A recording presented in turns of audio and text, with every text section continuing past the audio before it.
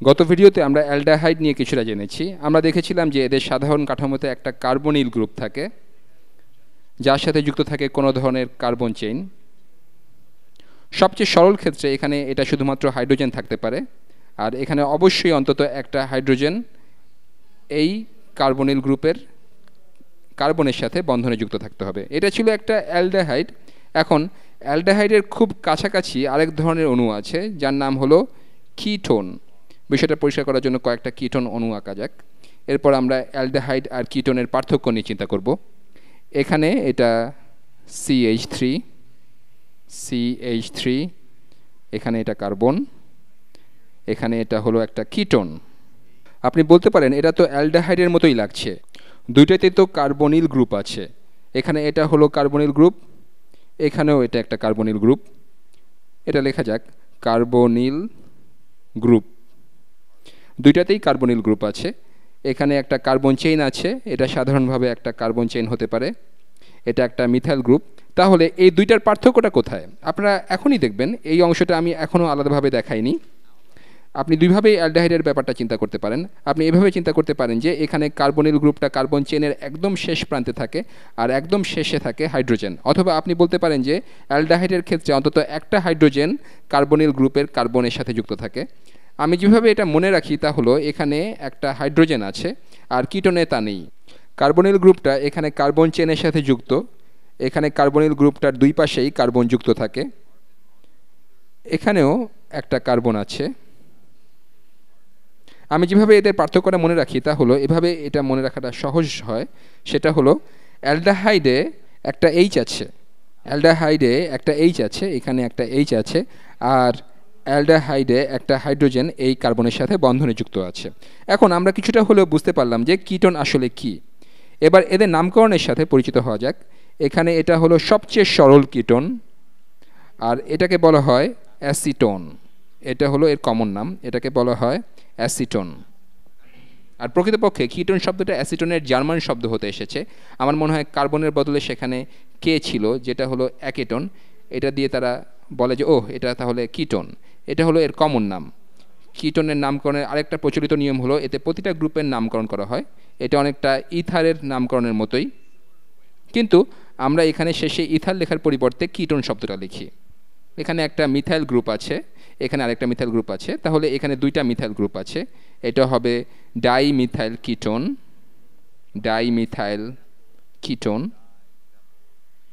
এখানে এটা হলো ডাইমিথাইল কিটোন। আর সিস্টেমেটিক্যালি এটা নামকরণ করতে চাইলে আপনাকে দীর্ঘতম কার্বন চেইনটা দেখতে হবে। এখানে 1 2 3 তিনটা কার্বন আছে, তাহলে এটা হবে প্রপ্যান। এটাকে আমরা প্রোপেন বলছি না, এখানে আমরা লিখিনি, আমরা এটাকে বলবো প্রোপানন। এটা আমাদের বলে যে এখানে এটা হলো একটা কিটোন। আপনাকে দ্বিবন্ধনের অবস্থানটা জানতে হবে।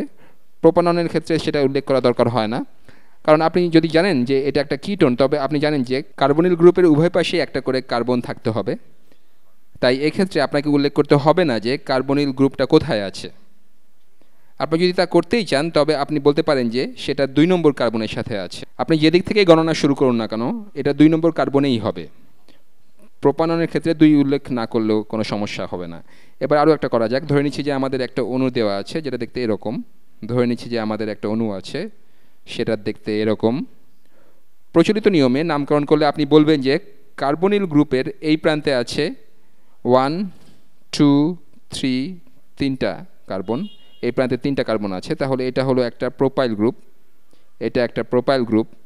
আর এর অন্য পাশে এখানে 1 কার্বন আছে, এটা হলো একটা মিথাইল গ্রুপ।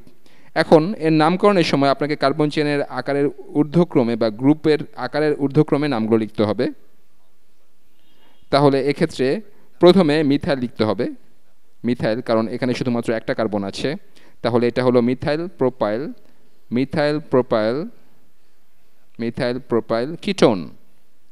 Propyl ketone.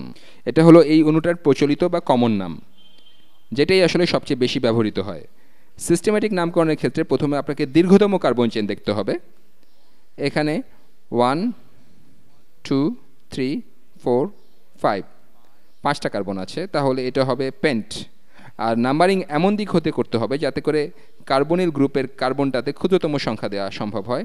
তাই আমরা ডান দিক হতে নাম্বারিং শুরু করব 1 2 3 4 এবং 5। তাহলে এখানে এটার প্রেফিক্স হবে পেন্ট, তাহলে এটা হলো পেন্টান। আর পেন্টেন বলার পরিবর্তে আপনি বলবেন পেন্টানন, পেন্টানন। আর কার্বনিল গ্রুপের অবস্থান উল্লেখ করে বলতে হবে এটা হলো 2 পেন্টানন। আপনি এটাকে এভাবেও লেখা দেখতে পারেন, আপনি দেখতে পারেন যে এটাকে এভাবেও লেখা হয় পেন্টান, পেন্টান, পেন্টান 2 2 ওন। এখানকার যে কোনোটাই গ্রহণযোগ্য হবে। এবার আরেকটু জটিল উদাহরণ করা যাক।